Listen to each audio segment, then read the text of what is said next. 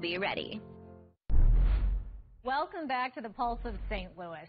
Demand has grown in the St. Louis area for mental health and addiction treatment. The newest clinic for Assisted Recovery Centers of America, or ARCA, has been open for not even a year, and it is certainly filling a void in North St. Louis County. With us in studio, we have Aaron Laxton. He's the Executive Director of Assisted Recovery Centers of America. Mikey Bobson, she's a Community Behavioral Health Liaison, and Chris Ewing, a patient who works together with Mikey. Thanks to all of you for being here. Thanks for having us. Aaron, I'm going to start with you. This clinic opened earlier this year. Tell us what it involves. It's open almost every day of the week, and it's free of charge. Yeah, so thanks for having us. We are very excited about the Delwood Clinic. It expands our service offering for Medicaid-assisted treatment to 6 days a week. So between Olive and Delwood, we're open 6 days a week. Delwood, we intentionally focus on this area because it is a known treatment desert. You know, the ability for folks to get from one clinic to the next clinic is few and far between. So we decided to invest as a company, and oh my gosh, the dividends that the community has given back to us and saying we not only want you, but we welcome you, and we're going to utilize the services are profound. It's on West Florissant, right? Yes. And tell us about what else is there to give it that kind of community feel. Yeah, absolutely. So we're part of the Refuge and Restoration Church. This was planning that took place by Ken and Beverly Jenkins pre-COVID, if we can think to a world of pre-COVID. Yes. And it was their dream to really have this hub where folks can come in and receive financial services. Midwest Bank is part of that campus. Bright Minds, Child Care, and a couple other entities, Kathy's Kitchen. And it's really the full wraparound services for folks, and we're so excited to have RX Outreach there as our pharmaceutical partner at that location. And this is important when we're talking about mental health and addiction. The impact of these programs are a huge part of that, and we've got someone here who is in the trenches. Yeah. Mikey, tell us what you do as a Community Behavioral Health Liaison, CBHL. Yes, ma'am, CBHL. So I work with St. Louis County's Crisis Intervention Unit.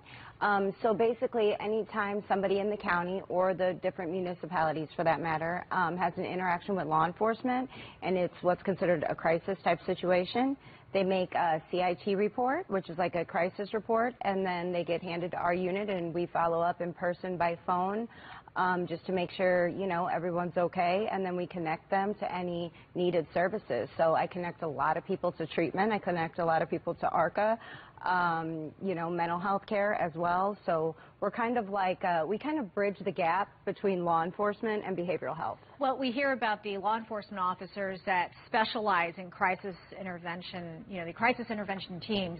Would this be those calls, like a mental health call? Absolutely, yeah. Mental health call, you know, there's often substances involved, you know, lots of suicidal ideation, suicide attempts, yeah, and just people suffering with mental health. Chris, tell us what kind of work you do with Mikey and whatever you want to share about your story. Well, I came to work with Mikey through ARCA, also through probation and parole. They set me up with Mikey, and she's been able to place me in a sober living home. She's been able to help with food. She's been able to help with other things that I may need throughout, you know, mental health through ARCA, and it's been. She's an angel. She's been all right. I've heard good things about you.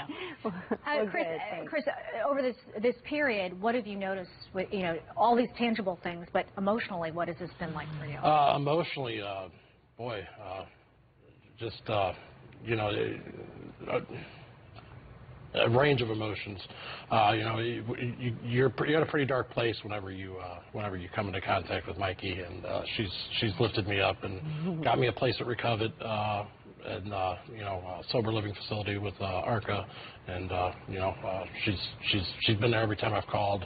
It's actually gotten to the point now where I'm calling her, trying to get her to help other people. Yeah. So yeah, it's come full circle now. So. Yeah, Aaron, talk about that. The way that the connection just kind of spreads.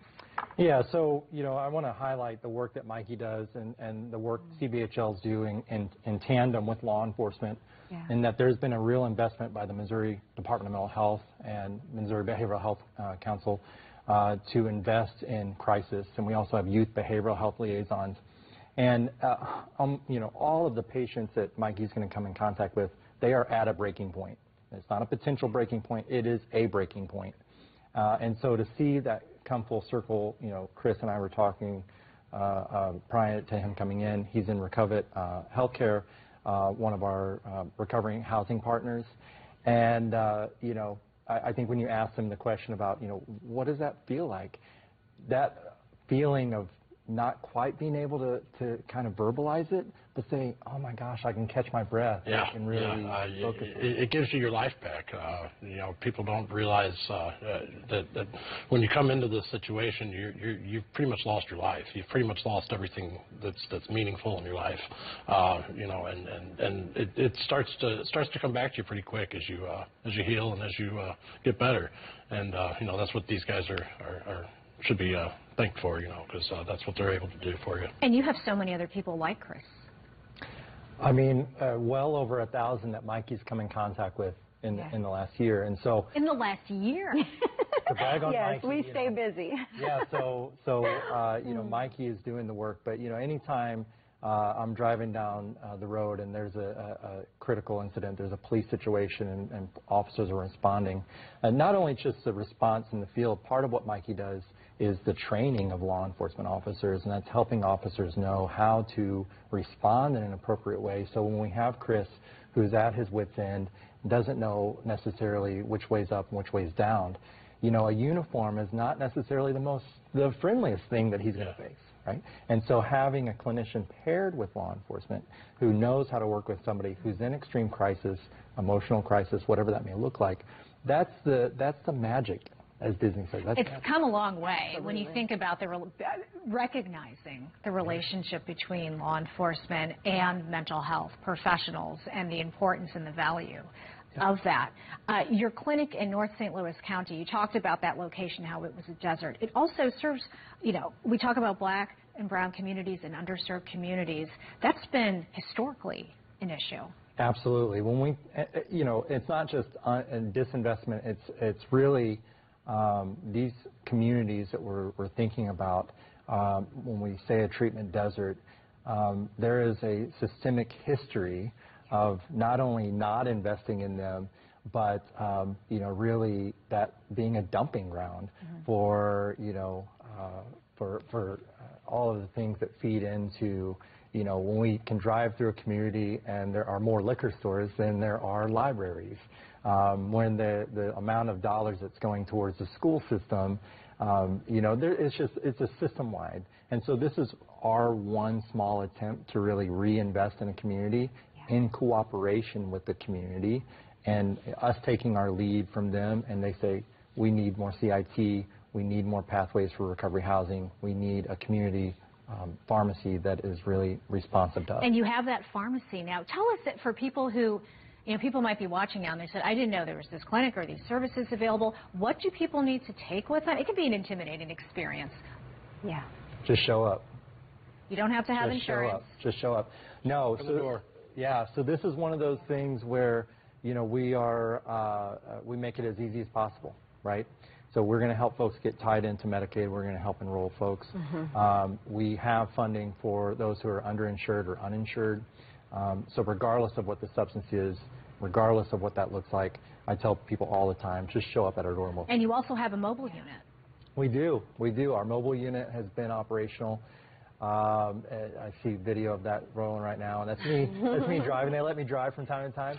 But the mobile unit gets out to the communities and folks who are not yet ready to come into a clinic. We're able to go out to them, and that's the value of mobile. Well, that is a great service.